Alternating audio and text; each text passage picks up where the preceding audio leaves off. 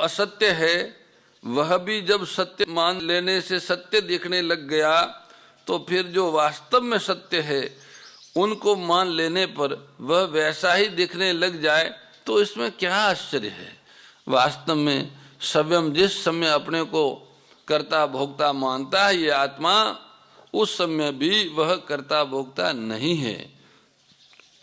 शरीरस्थो भी कौन्तेन करोति न लिप्यते, कारण कि अपना आत्म स्वरूप सत्ता मात्र है।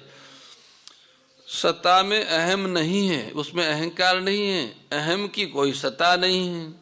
अतः मैं करता हूँ ये मान्यता कितनी दृढ़ हो है तो भूल ही, भूल को भूल मानते ही भूल मिट जाती है। ये नियम है। किसी गुफा में सैकड़ों वर्षों से अंधकार हो तो प्रकाश करते ही वो तत्काल मिट जाता है। उसके मिटने में अनेक वर्ष महीने नहीं लगते। इसलिए साधक दृढ़ता से मान ले कि मैं करता नहीं हूँ, फिर ये मान्यता रूप से नहीं होगी, तो अनुभव में परिणित हो जाएगी। जड़ चेतन का तादात्म्य होने से मैं का प्रयोग जड़ के लिए भी होता है और चेतन के लिए भी होता है। जैसे मैं करता हूँ इसमें जड़ की तरफ दृष्टि है और मैं करता नहीं हूँ इसमें चेतन की तरफ दृष्टि है। जिसकी दृष्टि जड़ की तरफ है, जो अहम को अपना स्वरूप मानता है, वह अहंकार विमूढ़ आत्मा है। और जिसकी दृष्टि चेतन अहंकार रहित स्वरूप की तरफ है, वह तत्वविद है। जब साधक वर्तमान में स्वयं कुछ भी नहीं करता हूँ, इस प्रकार आत्मा को अकर्ता अनुभव करने की चेष्टा करता है, तब उसके सामने एक बड़ी समस्या आती है। जब उसको भूतकाल में किए हुए अच्छे कर्मों की याद आती है, तब वो प्रसन्न हो जाता है, मैंने बहुत अच्छा काम किया, बहुत ठीक किया। और जब उसको निषिद्ध कर्मों की याद आती है, बुरे कर्मों की, तब वो दुखी हो जाता है कि मैंने बहुत बुरा काम किया, बहुत गलती की। इस प्रकार भूतकाल में किए गए कर्मों के संस्कार उसको सुखी दुखी करते हैं। इस विषय में एक मार्मिक बात है। आत्म स्वरूप में कर्तापन न तो वर्तमान में है और न भूतकाल में था और न भविष्य में ही होगा। अतः साधक को ये देखना चाहिए कि जैसे वर्तमान में स्वयं अकर्ता है, ऐसे ही भूतकाल में भी स्वयं अकर्ता ही था। कारण कि वर्तमान ही भूतकाल में गया है। आत्म स्वरूप सत्ता मात्र है, सत्ता मात्र में कोई कर्म करना बनता ही नहीं है। कर्म केवल अहंकार से मोहित अंतकरण वाले अज्ञानी मनुष्यों के द्वारा ही होते हैं। साधक को भूतकाल में किए हुए कर्मों की याद आने से जो सुख दुख होता है, चिंता होती है, ये भी अहंकार के कारण ही होती है। वर्तमान में अहंकार विमूढ़ आत्मा होकर अहंकार के साथ अपना संबंध मानकर ही साधक सुखी दुखी होता है। स्थूल दृष्टि से देखें तो जैसे अभी भूतकाल का अभाव है, ऐसे ही भूतकाल में किए गए कर्मों का भी अभी प्रत्यक्ष अभाव है। सूक्ष्म दृष्टि से देखें तो जैसे भूतकाल में वर्तमान का अभाव था, ऐसे ही भूतकाल का भी अभाव था। इसी तरह वर्तमान में जैसे भूतकाल का अभाव है, ऐसे ही वर्तमान का भी अभाव है। परंतु सत्ता नित्य निरंतर एक रस रहती है। सत्ता मात्र में भूत भविष्य और वर्तमान तीनों का सर्वथा अभाव है। सत्ता काला अतीत है, आत्मा तक काल नहीं पहुंचता। अतः वह किसी भी काल में करता नहीं। हाँ, जब तक वो शरीर के साथ एक बना हुआ है, प्रकृति का जो वैष्टि अंश शरीर है, जिसमें पृथ्वी जल अग्नि वायु मन बुद्धि अहंकार आदि है, उस अहंकार को लेके मैं करता है, तब तक वो काल के अधीन है। जैसे वो दयाभिमान के अहम से मुक्त होगा, आत्म स्वरूप में स्थित हो जाएगा, तो वहां कोई काल पहुंचता ही नहीं, क्योंकि उनका स्वरूप कालातीत है। अतः वह किसी भी काल में करता नहीं है। उस काला अतीत, अवस्था अतीत आत्म सत्ता में किसी काल विशेष और अवस्था विशेष को लेकर कर्तापन और भोक्तापन का आरोप करना अज्ञान है। भूतकाल में किए गए कर्मों की स्मृति अहंकार विमूढ़ आत्मा स्मृति है, तत्वविद की नहीं है।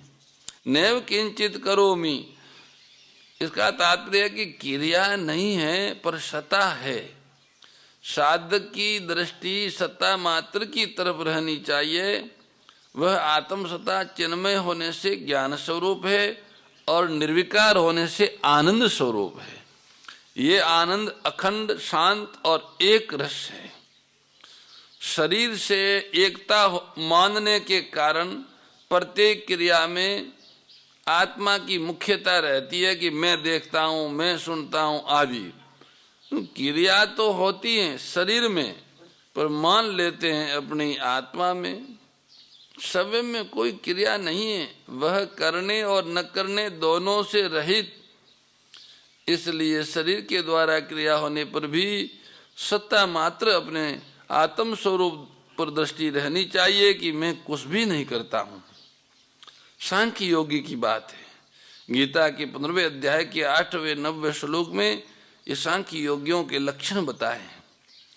7वें श्लोक में कर्मयोगी और 8वें 9वें श्लोक में सांख्य योगी की कर्मों से निर्लिप्तता बताकर अब भगवान भक्ति योगी की कर्मों से निर्लिप्तता बताते, अर्थात तीनों योगों का वर्णन वो करते हैं। पहले कर्म योग का वर्णन किया, फिर ज्ञान योग का किया और अंत में वे सांख्य योग का वर्णन करते हैं।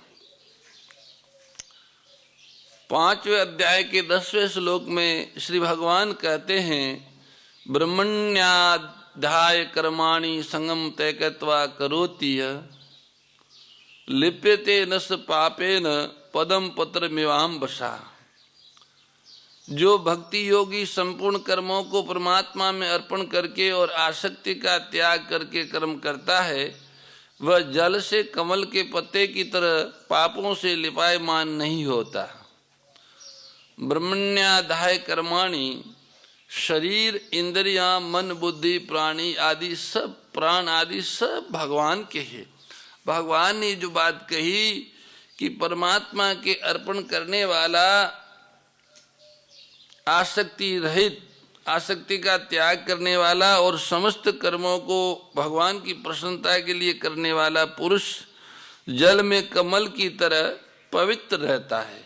उसको किसी भी प्रकार के कर्मों का लेप नहीं चढ़ता, क्योंकि शरीर, इंद्रियों, मन, बुद्धि, प्राण आदि सब भगवान के ही है, अपने है ही नहीं।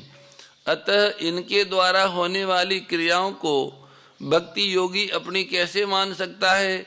इसलिए उसका ये भाव रहता है कि मात्र क्रियाएं भगवान के द्वारा ही हो रही है, कर्ता भी वही है, कारिता भी वही है और भगवान के लिए ही हो रही है। मैं तो निमित्त मात्र हूँ।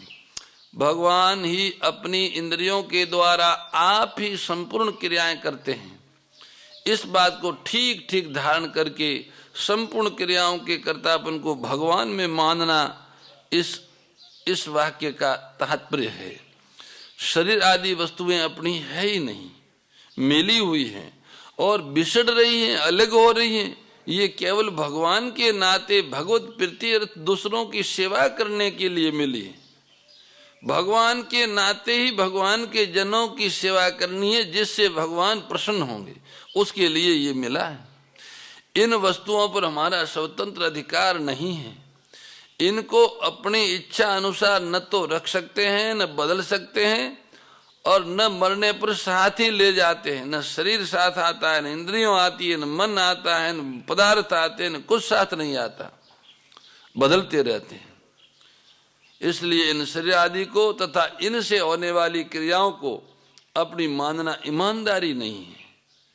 मनुष्य को ईमानदारी के साथ जिसकी ये वस्तुएं हैं उसी की, अर्थात ये भगवान की वस्तुएं हैं तो भगवान की ही मान लेनी चाहिए, यही ईमानदारी है।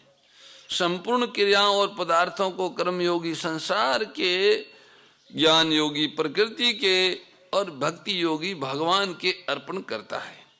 तीनों की निष्ठाएं अलग अलग होने से वो कर्मयोगी संसार को सही मानता है, संसार के अस्तित्व का उनके उसमें गहरा प्रभाव है, इसलिए सारी क्रियाओं और पदार्थों को संसार के अर्पित कर देता है। ज्ञान योगी प्रकृति को प्रधान मानता है, प्रकृति के द्वारा ये सब होता है, इसलिए वो प्रकृति के अर्पित कर देता है। और भक्ति योगी भगवान को इस सब कुछ मानता है, वासुदेव सर्वम, तो वो भगवान को अर्पित कर देता है। ज्ञान योगी आत्मवत सर्वभूतेषु, प्रकृति के सर्वभूत हिते रहता कर्मयोगी, और वासुदेव सर्वम भक्ति योगी। ये तीनों इस तरह से संसार, प्रकृति और परमात्मा को, क्रिया और पदार्थों को अर्पित करते हैं, उसका कर्ता अपने को नहीं मानते। प्रकृति और संसार दोनों के स्वामी भगवान है, अतः क्रियाओं और पदार्थों को भगवान के अर्पण करना ही सर्वश्रेष्ठ है। संगम तयकत्वा करोति है, किसी भी प्राणी, पदार्थ, शरीर, इंद्रिया, मन, बुद्धि, प्राण, क्रिया आदि में किंचन मात्र भी राग, खिंचाव, आकर्षण, लगाव, महत्व, ममता, कामना आदि का न रहना ही आसक्ति का सर्वथा त्याग करना है। अगर कहीं भी कुछ राग है, खिंचाव है, आकर्षण है, लगाव है, महत्व है, ममता है, उनकी कामना है, तो आसक्ति मिटी नहीं है। आसक्ति को मिटानी पड़ेगी, पुरुषार्थ पूर्वक आसक्ति का त्याग करना है। शास्त्रीय दृष्टि से अज्ञान जन्म मरण का हेतु होते हुए भी साधन की दृष्टि से राग ही उत्पत्ति विनाशशील पदार्थ, परिस्थिति, प्राणियों में जो राग है, आकर्षण है, वही जन्म मरण का मुख्य हेतु है। कारणम गुण संगो से सदस्य योनि जन्मसु, राग पर ही अज्ञान टिका हुआ है, इसलिए राग मिटने पर अज्ञान भी मिट जाता है। इस राग या आसक्ति से ही कामना पैदा होती है। संगात संजायते कामः, कामना ही संपूर्ण पापों की जड़ है, इसलिए यहाँ पापों के मूल कारण आसक्ति का त्याग करने की बात भगवान ने कही है, क्योंकि इसके रहते हुए मनुष्य पापों से बच नहीं सकता। जब तक आसक्ति है, राग है, खिंचाव है, पापों से बचना कठिन है, और इसके न रहने से मनुष्य पापों से लिप्त नहीं होता। किसी भी क्रिया को करते समय क्रियाजन्य सुख लेने से तथा उसके फल में आसक्त रहने से उस क्रिया का संबंध छूटता नहीं है, उल्टा छूटने की अपेक्षा और बढ़ता है। किसी भी छोटी या बड़ी क्रिया के फल रूप में कोई वस्तु चाहना ही आसक्ति नहीं है। वो क्रिया करते समय भी अपने महत्व का, अच्छेपन का आरोप करना और दूसरों से अच्छा कहलवाने का भाव रखना भी आसक्ति ही है। इसलिए अपने लिए कुछ भी नहीं करना है। जिस कर्म से अपने लिए किसी प्रकार का किंचन मात्र भी सुख पाने की इच्छा है, वह कर्म अपने लिए हो जाता है। अपनी सुख, सुविधा और सम्मान की इच्छा का सर्वथा त्याग करके कर्म करना ही भगवान के प्रेम के लिए, भगवान की प्रसन्नता के लिए कर्म करने का अभिप्राय है। ब्रह्मण्येधाय कर्माने का यही अर्थ है। लिपिते न स पापेन पदम पत्र मिवाम्बसा, ये कितनी विशेष बात है कि भगवान के सम्मुख होकर भक्ति योगी संसार में रहकर संपूर्ण भगवत अर्थ कर्म करते हुए भी कर्मों से नहीं बंधता।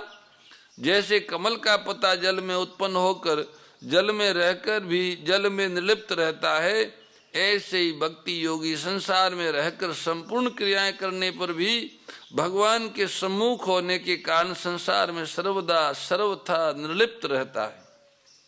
भगवान से विमुख होकर संसार की कामना करना ही सब पापों का मुख्य हेतु है। कामना आसक्ति से उत्पन्न होती है। आसक्ति का सर्वथा अभाव होने से कामना नहीं रह सकती, इसलिए पाप होने की संभावना समाप्त हो जाती है। जिसके जीवन में आसक्ति नहीं है वह पापों से रहित हो जाता है। धुएं से अग्नि की तरह सभी कर्म किसी न किसी दोष से युक्त होते हैं। जिसने आशा, कामना, आसक्ति का त्याग कर दिया है उसे किसी भी कर्म का दोष नहीं लगता। आसक्ति रहित होकर भगवान की प्रसन्नता के लिए कर्म करने के प्रभाव से संचित पाप विलीन हो जाते हैं। पहले के संचित पाप वह भी समाप्त हो जाते हैं। अतः भक्ति योगी का किसी प्रकार से भी पापों से संबंध नहीं रहता है। यहाँ पापेन पद कर्मों से होने वाले उस पाप पुण्य रूपी फल का वाचक है जो आगामी जन्मारंभ में कारण होता है। भक्ति योगी उस पाप पुण्य रूप फल से कभी लिप्त नहीं होता, बंधता नहीं।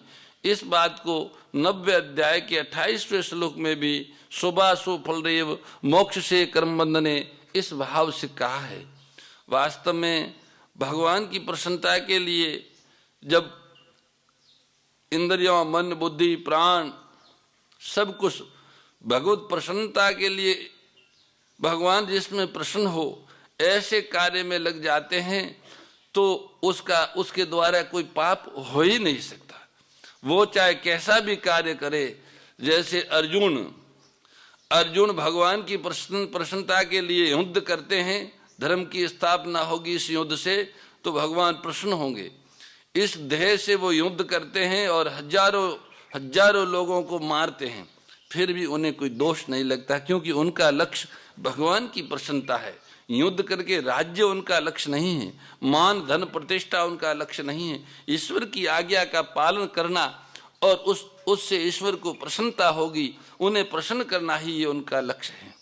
ऐसे हम सब मनुष्यों को जो भगवान को प्रसन्न करना चाहते हैं वे भगवान से प्राप्त सारी शक्ति भगवान जिसमें प्रसन्न होते उस कार्य में लगा दें।